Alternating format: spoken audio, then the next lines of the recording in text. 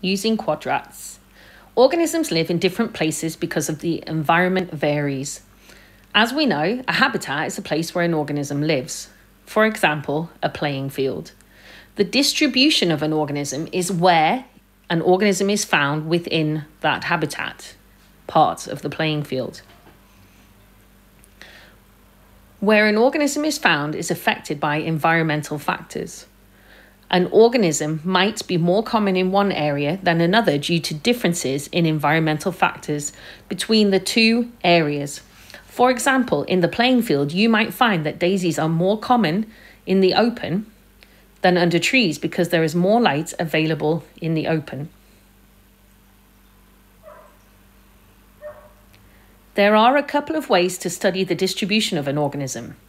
You can measure how common an organism is in two sample areas and compare them, so shady versus light.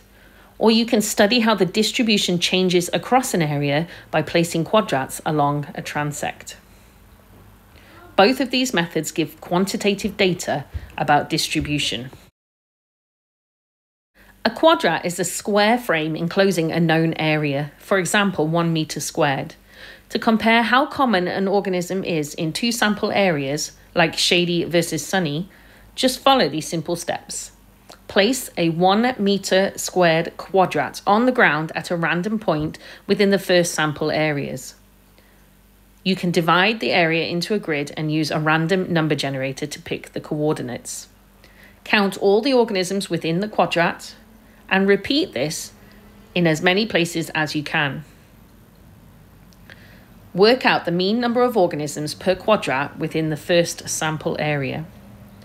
So in this example here, Anna counted the number of daisies in 7 quadrats within her first sample area and recorded the following results. So if we add 18 plus 20 plus 22 plus 23 plus 23 plus 23 plus 25 and get a total number of daisies, 154, and we divide that by the number of quadrats that we added together, that will give us the mean, which is 22 daisies per quadrat. We can also calculate the population size of an organism in one area.